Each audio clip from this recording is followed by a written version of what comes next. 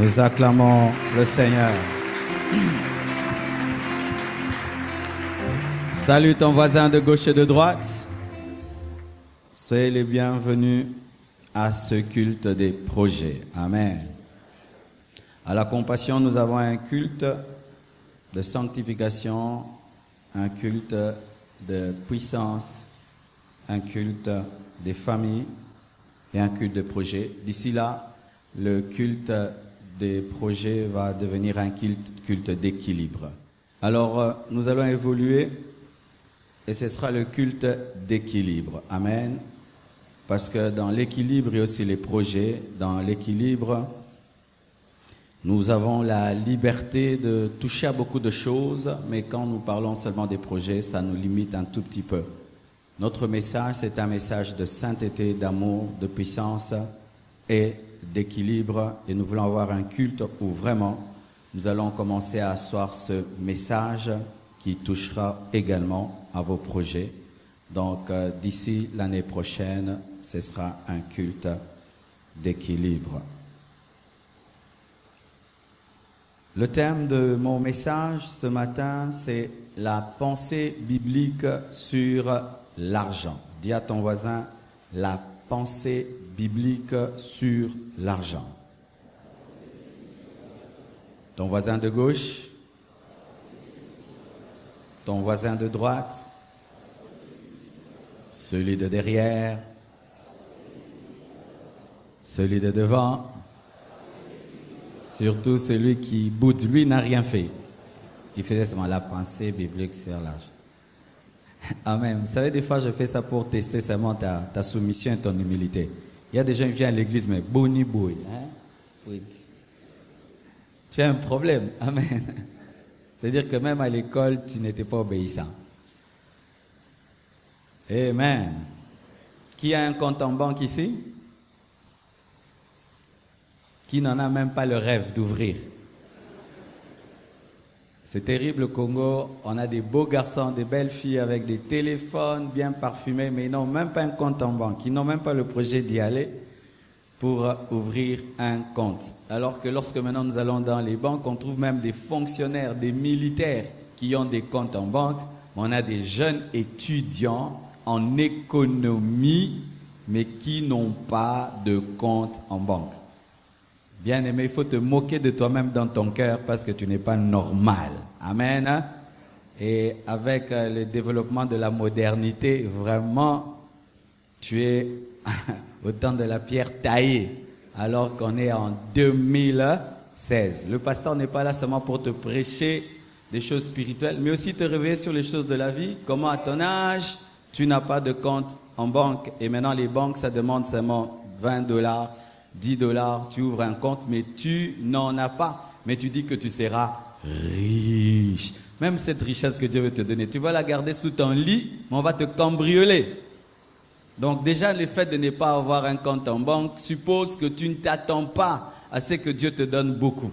C'est déjà un signe. Alors quand tu demandes à Dieu, Seigneur, fais de moi un milliardaire, il se moque de toi. Parce que déjà, le fait que tu n'aies pas un compte en banque, tu veux ta mort parce que tu mettras les milliards dans la chambre. Qui ouvrira un compte en banque demain? C'est ça un enfant de Dieu. Quand on lui parle, il obéit. Amen. Allez ouvrir les comptes demain et tu vas voir, ça va te donner le plaisir d'épargner. Amen. La pensée biblique sur l'argent. J'ai reçu plus de 30 pensées sur l'argent. Je vais donner quelques-unes et nous allons continuer à la fin de chaque mois jusqu'à ce que je vais finir ce message important. Voici une première pensée. L'argent est un bon serviteur, mais un mauvais maître.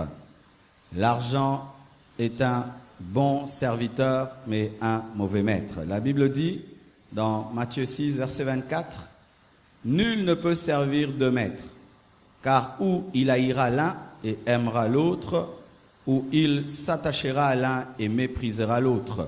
Vous ne pouvez servir Dieu et Mammon. » Mammon, c'est un dieu qui est derrière l'argent. C'est un démon qui est derrière l'argent.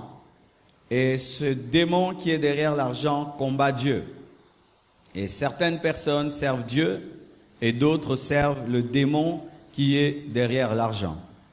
Lorsque tu domines l'argent, c'est Dieu qui est ton Dieu. Mais lorsque l'argent te domine, c'est maman qui devient ton Dieu. C'est un démon qui devient ton Dieu. Suivez un tout petit peu cela. Mettons ça, c'est un billet de $100. Je le domine. J'en fais ce que Dieu me dit de faire. S'il me dit donne à un pauvre, je donne. S'il me dit épargne, j'épargne. S'il me dit investis, j'investis. S'il me dit prends la moitié, tu manges et la moitié tu donnes. Je peux le faire. Là, c'est Dieu que j'adore parce que l'argent n'a pas de pouvoir sur moi. Mais si le billet de $100, lorsque je l'ai, tout d'un coup, je n'ai plus de paix, je n'ai plus de joie. Je commence à avoir des pensées mauvaises. Je commence à trembler. Du coup, ce n'est plus un papier. Derrière le papier vient se placer un démon et c'est ce démon que je commence à adorer. Amen. Chaque fois que l'argent te contrôle, un démon te contrôle. Chaque fois que l'argent te domine, c'est un démon qui te domine. Ce n'est pas que l'argent est une mauvaise chose, mais lorsque tu aimes l'argent, tu adores l'argent, derrière l'argent se place un esprit impur qui devient ton Dieu. Et beaucoup de gens disent, moi je n'adore pas le diable, moi je ne suis pas sataniste, mais l'amour de l'argent fait de toi l'adorateur de Satan. Vous imaginez la gravité? C'est trop grave. Trop grave. L'argent est un bon serviteur parce qu'il permet de faire beaucoup de choses, de réaliser beaucoup de choses.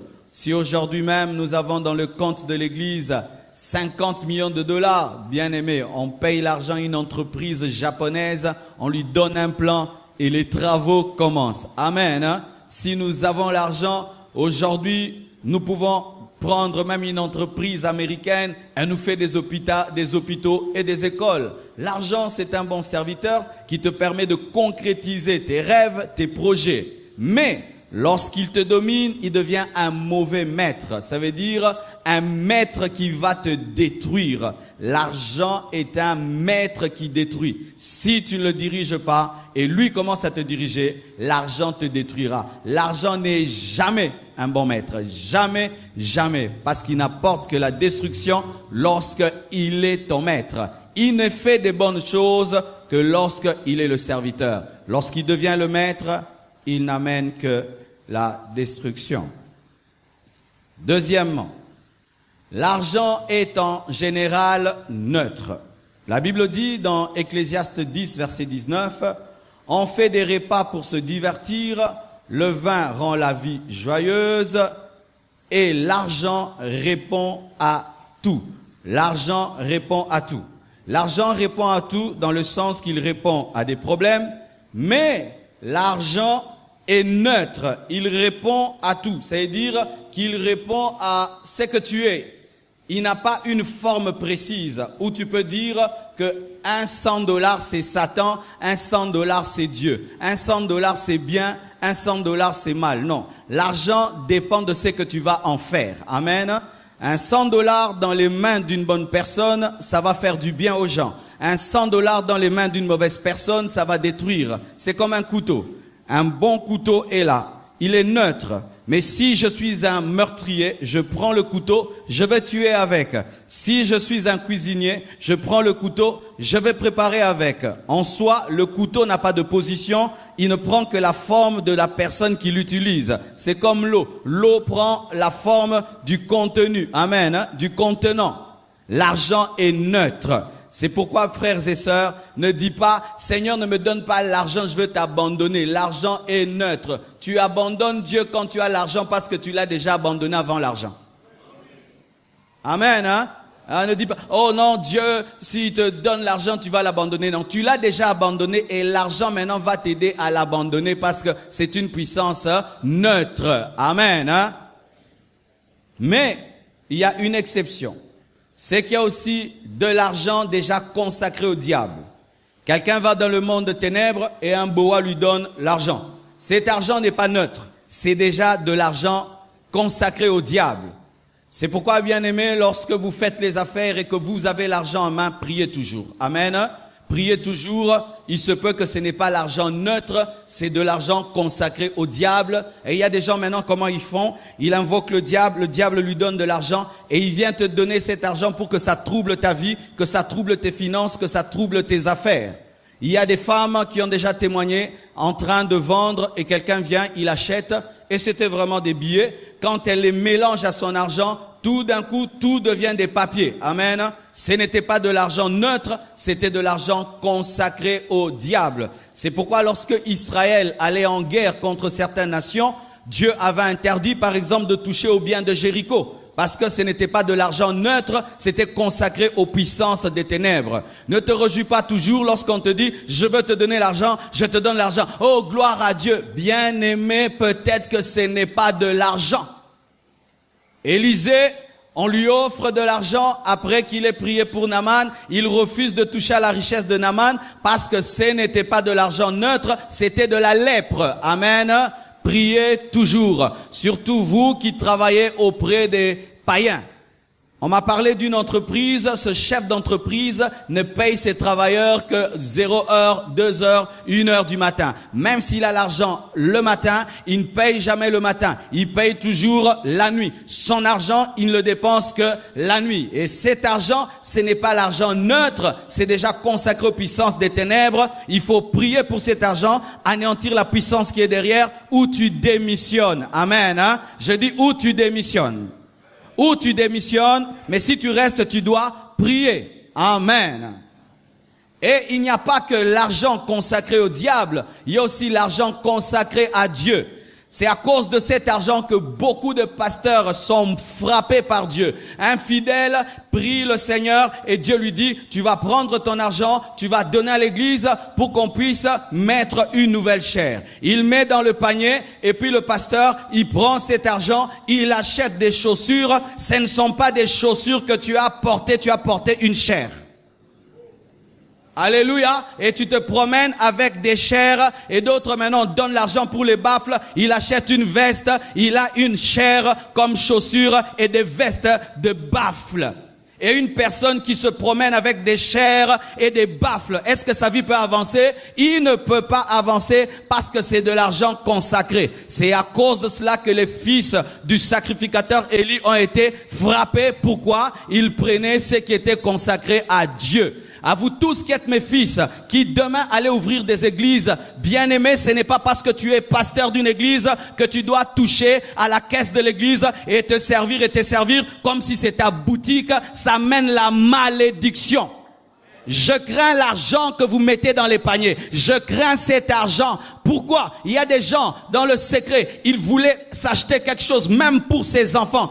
J'entends des gens, ils devaient même se faire soigner. Ils disent, je me fais pas soigner. Je veux offrir ça pour que l'église puisse acheter une parcelle. Et toi, tu viens, tu prends ça. C'est du sang. C'est du sang. Du sang.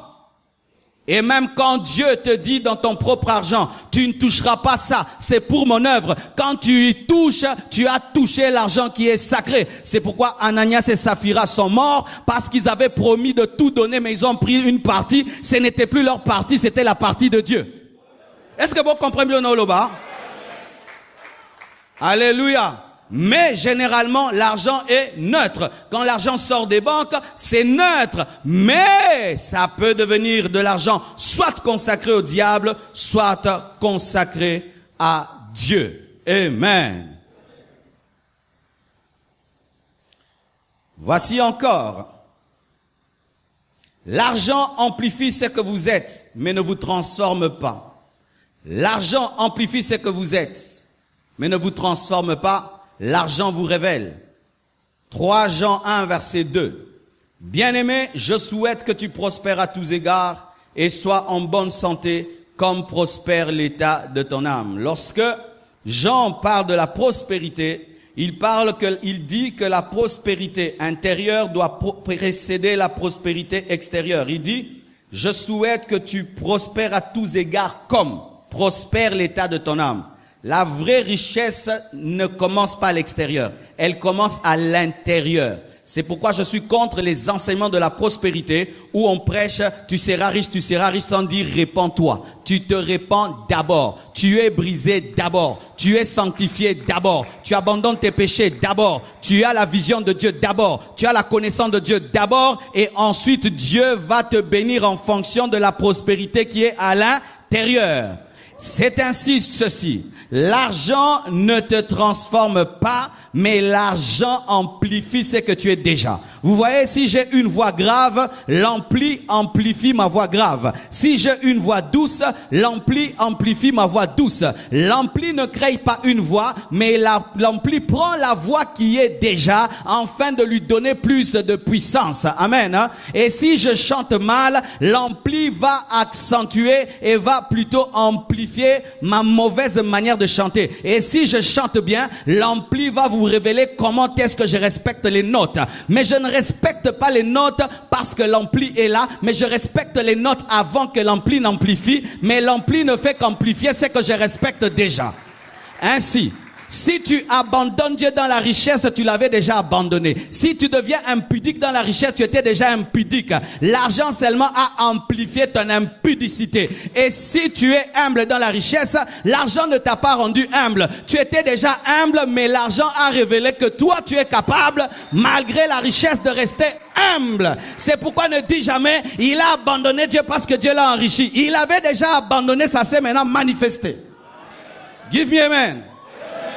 C'est pourquoi lorsque tu n'as pas l'argent et tu es saint, ta sainteté peut-être est une fausse sainteté parce qu'il y a des péchés qui coûtent cher que tu ne commets pas encore. Mais lorsque tu auras l'argent, tu pourras aller à l'hôtel du fleuve, te payer 10 jours là-bas avec des prostituées.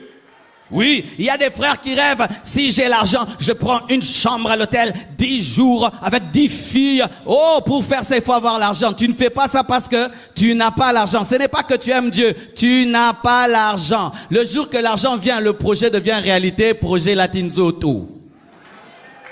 C'est pourquoi, chère maman, ne priez pas en désordre pour vos maris. Si ton mari n'est pas spirituel, ne dis pas que Dieu l'enrichisse. Il va te trouver une deuxième femme, une troisième femme. Dis que Dieu lui donne ce dont il a besoin. Il paye la maison, la nourriture, et puis il n'a plus rien. Amen. Et vous dormez en attendant que Dieu puisse lui donner la consécration. Oui, toi qui ne crains pas Dieu, que Dieu ne te donne pas l'argent, qui te donne seulement le minimum pour vivre, payer la maison, envoyer les enfants à l'école, c'est tout. Je dis c'est tout. Moi, ton pasteur, je dis c'est tout.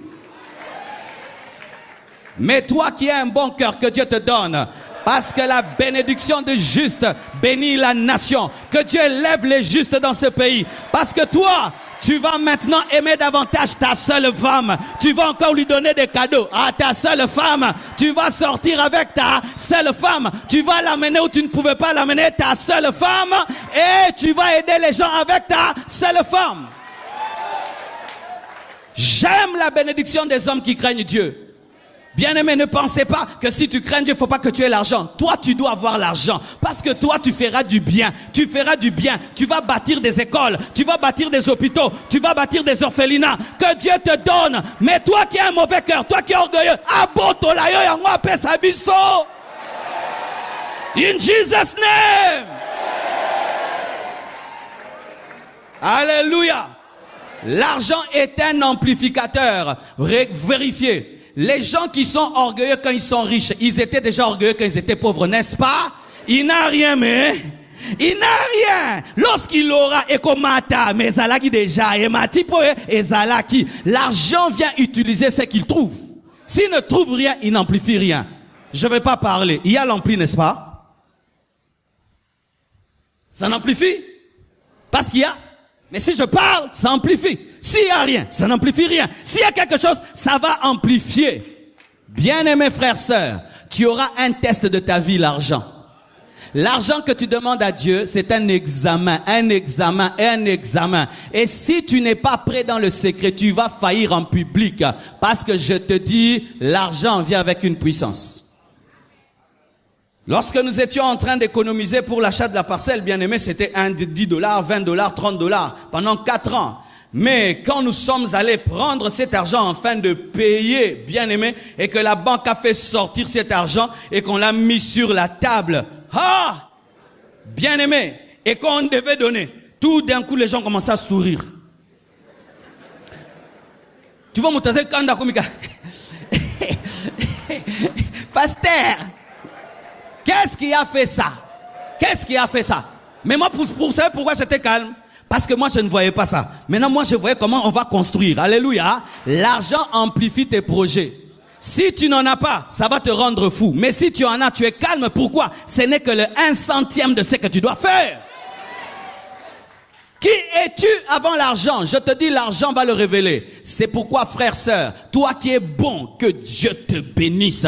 Et toi qui es mauvais, que Dieu te bloque. Qui te bloque. La bénédiction de l'orgueilleux dérange.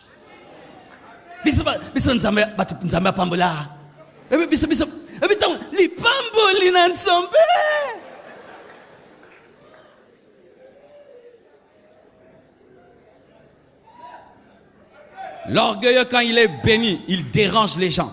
Moi, vous savez, moi, il veut que tout le monde l'adore, tout le monde le glorifie, tout le monde l'adore, tout le monde le glorifie. Et avec même ce système de Facebook, il achète une voiture sur Facebook, il est devant là. Ce sont les choses des enfants. Vous savez, ce sont les choses des enfants, hein? Ce sont les choses des enfants. Ce sont les choses des enfants. Tu achètes une voiture et tu vas sur Facebook, ta voiture et une maison, et puis tu montres toute ta vie sera sur Internet.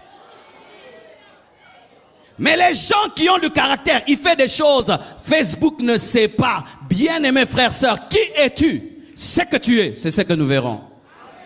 C'est ce que nous verrons. C'est ce que nous verrons. L'argent amplifie ce qu'on est. Si tu as de la grandeur en toi, ça sortira. Mais si tu as de la petitesse, ta petitesse paraîtra. Une autre chose. L'amour de l'argent est la racine de tous les maux, de tous les péchés. 1 Timothée 6, versets 10 à 11. Car l'amour de l'argent est une racine à tous les maux. Et quelques-uns en étant possédés par l'amour de l'argent. La Bible dit qu'il y a des gens possédés par l'amour de l'argent. Se sont égarés loin de la foi et se sont jetés eux-mêmes dans bien des tourments. Pour toi, homme de Dieu, fuis ces choses. Et recherche la justice, la piété, la foi, la charité, la patience et la douceur. Dis à ton voisin, l'amour de l'argent est la racine de tous les péchés. Bien-aimés, nous pouvons croire que c'est banal, mais c'est vrai. L'amour de l'argent peut te pousser au lesbianisme. Tu aimes l'argent, mais tu te retrouves, tu deviens lesbienne. Combien de filles aujourd'hui sont lesbiennes? Il y a une maman qui, si elle couche avec une jeune fille, elle te donne 2000 $. Tu peux t'acheter des belles chaussures, tu peux être parfumé, mais à quel prix? Lesbianisme. Beaucoup de filles aujourd'hui deviennent des lesbiennes. Pourquoi? L'amour de l'argent. Des garçons qui deviennent des homosexuels. Il y a un temps, il y avait un groupe, des gens qui habitaient un quartier. Et bien aimé, on disait non, mais ces gens sont formidables. C'était des militaires. Mais eux, vraiment, ils sont formidables. La plupart des temps, les militaires, lorsqu'ils viennent dans un coin, ils sortent avec les filles. Mais eux ne s'occupaient pas des filles. Il n'y avait que des garçons et des garçons. Et puis on a découvert que c'était l'homosexualité. Dans certaines entreprises, pour que tu reçoives un grand poste, tu dois coucher avec le numéro 1. Et il y a des gens qui acceptent cela, devenir des homosexuels seulement parce qu'ils aiment l'argent. S'il n'y avait pas d'argent, ils n'allaient pas devenir homosexuels. L'occultisme. Pourquoi les gens deviennent occultistes aujourd'hui? Les gens, la plupart, deviennent occultistes, pas par le plaisir, c'est pour avoir l'argent. L'amour de l'argent peut faire de toi un meurtrier. Combien de gens tuent aujourd'hui? Ils tuent pour l'argent. S'il n'y avait pas l'argent en jeu, ils ne tueraient personne. Il fallait tuer sa mère dans l'occultisme. Qui tu veux? Qui voulez-vous que je vous donne? Donne-nous ta maman. Il tue sa maman seulement pour devenir un millionnaire. Pour devenir un millionnaire, l'amour de l'argent peut te pousser à être un médecin qui fait des césariennes là où il n'y en a pas. Et là, j'aimerais parler à vous tous, mes frères et sœurs, qui faites la médecine. Comment tu peux encourager une femme à accepter une césarienne alors que tu sais qu'elle a la force d'accoucher sans césarienne? Parce que tu sais qu'une césarienne coûte 1000 $, mais normalement c'est 200 $. Et nous avons des femmes aujourd'hui qui ne peuvent accoucher que 3 fois ou 2 fois de leur vie parce qu'un médecin cupide avait un projet de s'acheter une moto.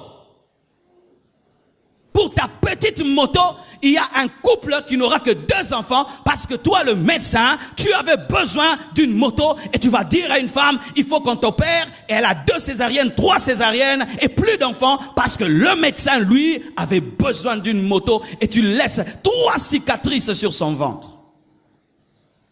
C'est pourquoi, mes chères mamans, lorsque vous allez accoucher, ne croyez pas tout ce qu'on vous dit. Ah oui, beaucoup de césariennes au Congo, c'est de la cupidité. Comment tu es un médecin? Dès le départ, déjà, tu commences à dire à une femme, césarienne, césarienne. Mais tu dois la pousser à coucher par voie basse pour elle aussi.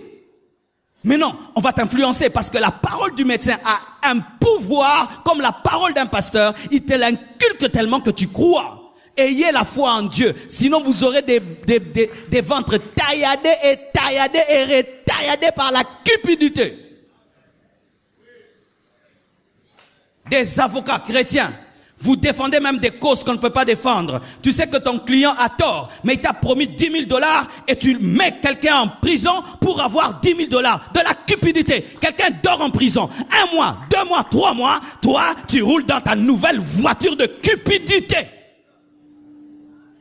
Grand avocat, grand mouyibi.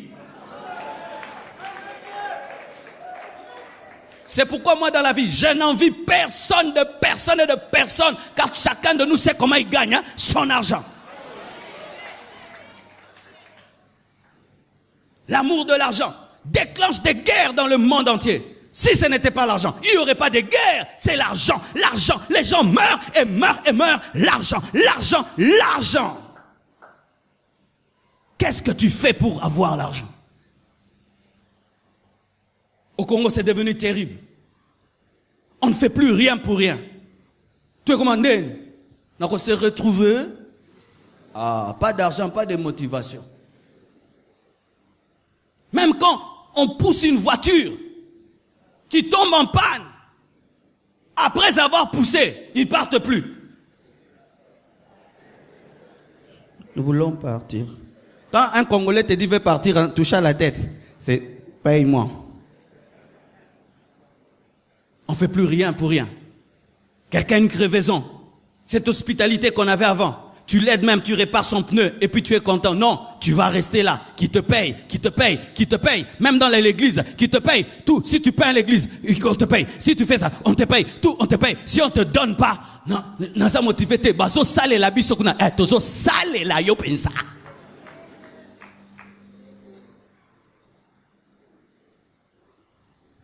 S'il n'y a pas d'argent, tu n'es pas motivé. Mais si seulement on dit, il y aura l'argent. À 3h du matin, toi ton carburant c'est l'argent. C'est pourquoi même tes amitiés c'est l'argent.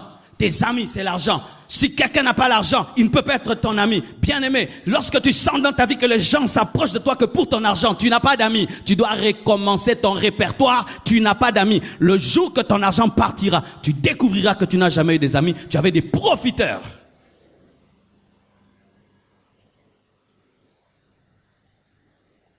Plus la pauvreté augmente, plus l'amour de l'argent augmente, et plus le péché grandit.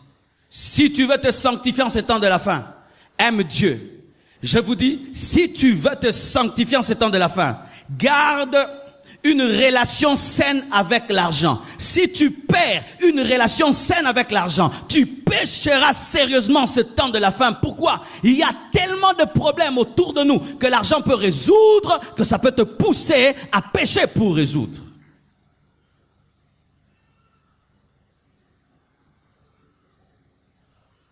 Des jeunes gens à qui on peut donner 10 000 $, va l'empoisonner. On lui donne 10 000 $ et puis dans une fête, tu mets du poison à quelqu'un pour 10 000 $. Une famille perd son père pour que tu aies 10 000 $.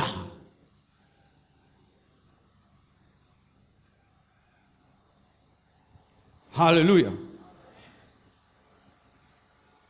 Et un autre principe très important. Il ne faut pas chercher l'argent du travail sans aimer le travail qui produit l'argent. Dis ça à ton voisin. Il ne faut pas chercher l'argent du travail sans chercher le travail qui produit l'argent. Je vais un peu bien parler à ce sujet parce que c'est l'une des grandes maladies chez nous au Congo. Proverbe 20, verset 4. À cause du froid, le paresseux ne laboure pas parce qu'il a froid. Mais quand c'est le temps de la récolte, il voudrait récolter mais il n'a rien. À cause du froid, le paresseux ne laboure pas. Parce que lui a peur de sortir pour labourer. Lui, il n'aime pas le froid, il grelotte, il a mal au doigt, il ne peut pas sortir parce que lui grelotte. Mais les autres se donnent la peine, malgré le froid, de sortir et de s'aimer. Mais lorsque les autres commencent à récolter le fruit de leur travail et de leur sacrifice, le paresseux aussi veut récolter. N'aime pas, ne cherche pas l'argent sans aimer le travail. Alléluia. Le paresseux aime dormir, mais il aime avoir une belle vie. Ton lit, voici son nom, repos. Mais quand tu dors trop longtemps, ça devient pauvreté. Le lit s'appelle repos. Mais quand tu dors trop longtemps sur ton lit, ça ne s'appelle plus repos, ça s'appelle pauvreté. Vous qui dormez 12 heures du temps, vous devez m'expliquer vraiment. Vous avez une maladie du sommeil où vous êtes des sorciers, vous vous envolez, vous ne savez plus revenir. 12 heures du temps. Tu dors 12 heures, 13 heures du temps. Tu passes plus de temps sur ton lit que debout. Et même si tu es sur ta chaise, tu dors. Mais je serai riche, je serai prospère. Bien-aimé, tous ces hommes qui percent dans la vie, ce sont des hommes qui savent gérer leur sommeil. Mais souvent les paresseux, ils aiment une bonne vie, récolter, mais ils n'aiment pas payer le prix de récolter. Lui, il veut boire du lait. Lui, il veut une belle voiture. Il veut porter des nouvelles chaussures. Il doit être à la page, il veut être à la mode. Tu fais quoi pour être à la page? Moi, je soupire. Non, ça me tourne. Wabo césarien. Nazoya. Wa, nambet. Il aime l'excellence, mais il n'aime rien faire pour vivre cette excellence. Il est exigeant, mais il ne fait rien pour cela. Il veut ceci, tout ce qui est dernier cri. Mais qu'est-ce que tu fais pour l'avoir? Rien. Nozanango kaka, poezanga. Nga. Nabla pamba na linga ngona vite. Osa ni pozwango. Elote.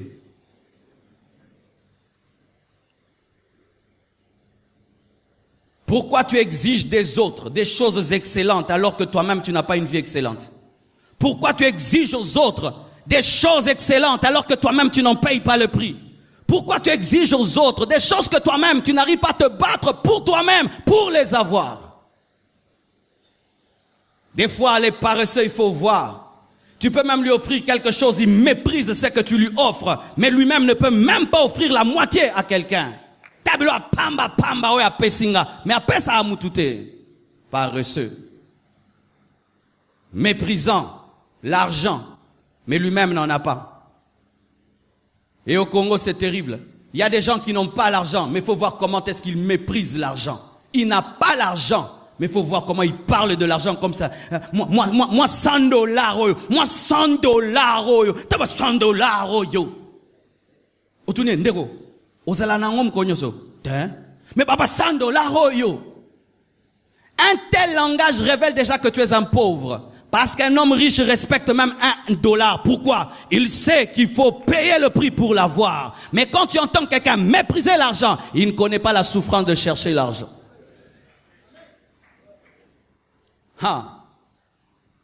Bien-aimés frères, vous savez quand tu habites chez papa et maman et ils se battent pour toi, pour que tu prennes ton lait, ton pain. Ils payent la maison à ta place. Ils font tout. Tu penses que l'argent est facile. Mais quand je suis allé habiter chez moi, tu payes la maison, tu payes l'eau, l'électricité. Après, tu n'as plus rien du tout. Maintenant, tu as faim. Tu aimerais seulement un déjeuner. Et tu ne demandes pas beaucoup à la vie. Rien qu'un pain. Et rien que thé et le sucre. Des fois, tu as le pain, il n'y a pas le sucre. Maintenant, tu respectes 50 francs. Il y a soukali. Je sais ce que je dis. Si toi, tu fais semblant, moi, j'ai souffert dans la vie. Et ça m'arrivait des fois. Tu te bats. Tu achètes un pain, du thé, le sucre. Vous connaissez le sucre de boule? Je connais ça, frère. Et puis tu achètes la grenade. Tu connais la grenade? les œufs, le lait qu'on ouvre comme ça. Et puis... Oui, parce que le mouvement qu'on fait, c'est le mouvement d'une grenade qu'on veut dégoupiller. Et puis, on pense que tu vas jeter, mais c'est dans le gobelet. Ah non. Alors, quand je faisais ça, une fois je reçois quelqu'un à ma table, j'ai dit non, je lui offre de tout mon cœur mes pains là et mes sucres là. Ah, faut voir comment elle méprise. Pourquoi? Papa l'a nourri, maman l'a nourri, mais ne comprend pas la valeur. Bien-aimés frères, sœurs, tu ne peux pas mépriser l'argent si tu ne fais pas l'argent. Tu ne peux pas parler à la légère de l'argent si tu ne crées pas l'argent, si tu ne cherches pas l'argent. Tu es en train de dire des choses que tu ne maîtrises pas. C'est pourquoi des fois dans la vie, quand des gens parlent, il faut te taire, ne parle pas. Ce n'est pas ton domaine, tu ne sais pas ce que tu dis. Tu vas dire des choses, tu ne maîtrises pas. Reste seulement calme. Biloko msusu à classe, etika classe, zelo vivre en gopo bando loba.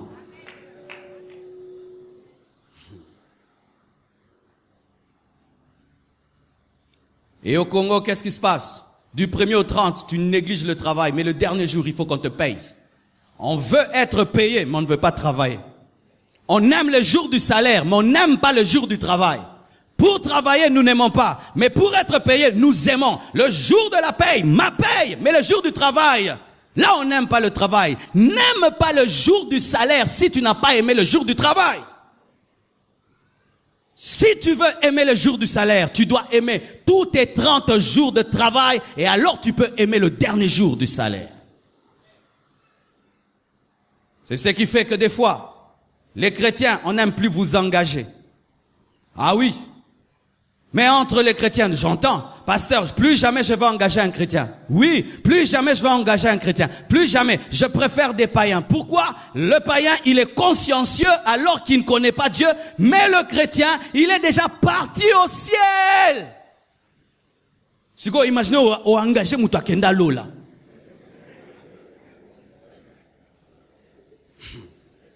Acclamons le Seigneur.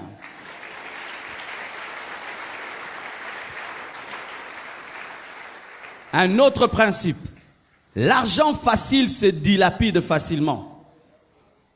Alléluia. L'argent facile se dilapide facilement. Luc 15, verset 11. Il dit encore, un homme avait 2 fils. Le plus jeune dit à son père, mon père, donne-moi la part de bien qui doit me revenir. Et le père leur partagea son bien. Peu de jours après, le plus jeune fils, ayant tout ramassé, partit pour un pays éloigné, où il dissipa son bien en vivant dans la débauche. Lorsqu'il eut tout dépensé, une grande famine survint dans ce pays et il commença à se trouver dans le besoin. C'est l'histoire du fils prodigue. Les 2 fils demandent, le fils cadet plutôt demande qu'on lui donne son bien. Le père lui donne et il donne aussi au fils aîné, il leur donne à tous. Mais le fils cadet va très loin, il dilapide tout son héritage. Au point qu'il commence à désirer même manger la nourriture de cochon. Mais comment il a dilapidé son héritage? En vivant avec des prostituées. Vous imaginez? Il demande tout son héritage et il n'a aucun projet. Projet, aller avec des prostituées. Ce qui fait que souvent les héritiers qui n'ont pas participé à la richesse de leur père détruisent la richesse. Si tu es un héritier ici, ton père te donne tout. Mais tu ne participes pas au travail qu'il fait, tu es en danger. Tu risques de tout dilapider parce que tu n'as pas connu la souffrance de son travail. Et c'est pourquoi je dis aux parents, lorsque Dieu te donne de l'argent, initie ton fils dans ton travail pendant que tu es vivant, afin qu'il voie comment est-ce que tu as acquis toutes choses et il va respecter ton travail. Et lorsque tu seras parti, ce sera une bonne relève. Mais si il reste à la maison et tu le nourris comme un aiglon et tu lui donnes tout et tout, le jour qu'il va te remplacer, il va tout détruire parce qu'il n'a pas connu ta douleur et ta souffrance. Les hommes qui conservent la richesse, la plupart des temps, ce sont des gens qui ont commencé à 0. 1000 francs, 2000, progressivement jusqu'à devenir grands parce qu'ils connaissent la valeur d'avoir un seul dollar. Mais ceux à qui on a tout remis, ils peuvent vendre les maisons, vendre les parcelles, vendre et vendre et vendre parce qu'ils ne savent pas ce que c'est. Frères et sœurs, Des fois, nous pensons que l'amour consiste seulement à donner. Mais j'ai appris, bien aimé, que l'amour consiste à former. J'ai dit l'amour consiste à former. Des fois, même aux enfants, il ne faut pas toujours tout donner. Tu engages ton enfant dans ta propre compagnie et puis tu lui donnes un salaire. Comme ça, il sait qu'est-ce qu'est travailler. Même si tu pourrais lui donner ça comme un cadeau, tu dis je te donne pas. Tu vas travailler et je te paye pour qu'il apprenne à préserver. Via ça faux.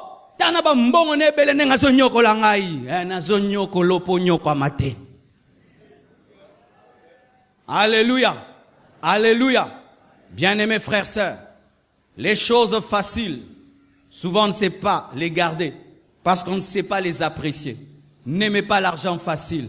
Si dans ta vie, tout ce que tu cherches, c'est la facilité, à tout le temps, la facilité, Dieu ne te confiera pas beaucoup. Tu ne seras pas un bon gestionnaire parce que tu ne connais pas la valeur des choses qu'il te donne.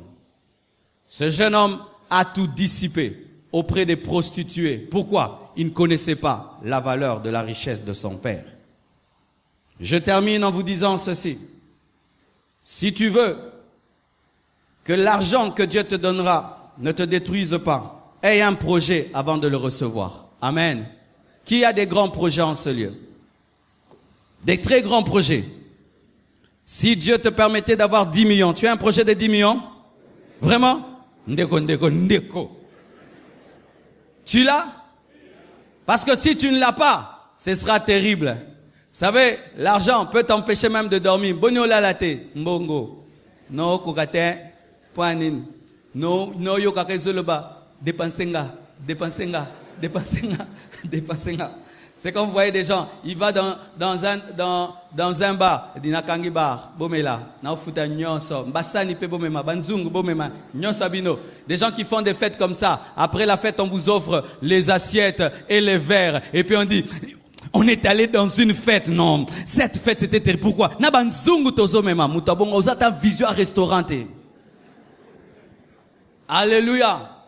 Si tu as un projet, l'argent ne te détruira pas. Le fils prodigue a été détruit parce qu'il a demandé l'argent à son père sans avoir des projets. Celui qui a des projets n'est jamais déstabilisé par les sommes parce qu'il a un projet qui dépasse la somme. Mais si tu n'as pas de projet, les sommes vont te bouleverser. Si tu ne veux pas être bouleversé par l'argent, aie déjà une vision, un rêve qui va te permettre de canaliser cet argent.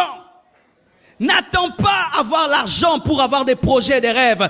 Avant même que tu aies l'argent, aie des projets que tu as déjà écrits et tu connais les montants. Lorsque ça vient, tu sais ce que tu feras.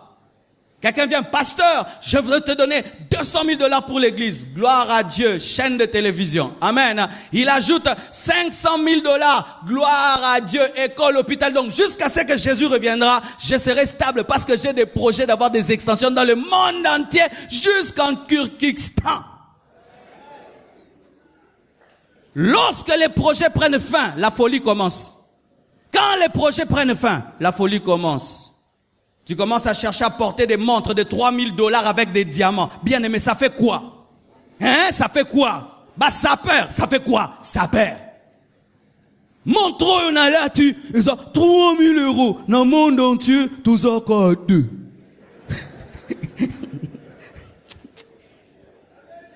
Dis bêtises. Cette chaussure, elle est en croco. Le croco là, c'est un crocodile d'une année. Même si c'était 20 ans, ça fait quoi? Ça fait quoi? Cette ceinture, elle est sortie d'un chameau. Même si c'était du buffle, ça nous fait quoi? Ça nous fait quoi? Ça nous fait quoi? Que tu aies la meilleure voiture. Ça nous fait quoi? Que tu aies la meilleure montre. Ça nous fait quoi? Que ton parfum coûte 10 000 $. Ça nous fait quoi? Ça aide qui? Ça sauve qui? Ça bénit qui?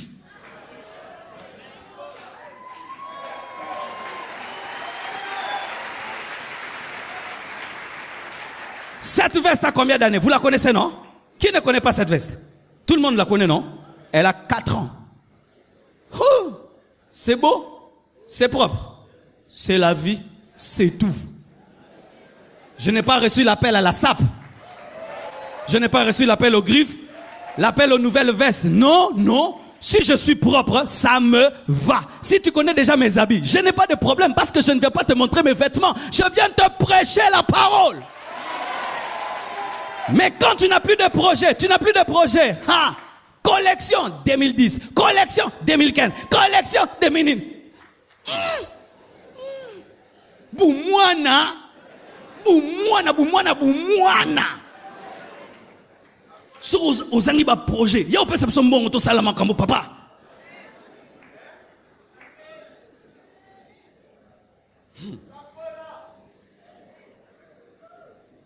Bijou. Ici, 4. 1, 2, 3. Augmente-moi. Tu manques des projets. C'est pourquoi tu portes 10 choses ici. Tu n'as pas de projets. Tu vois ce que tu portes ici? D'autres peuvent ouvrir un restaurant avec ce que tu as sur le cou là. Bah, il y a une chaîne, bah, il y a des restaurants. Que Dieu vous bénisse abondamment. À bon entendeur, salut.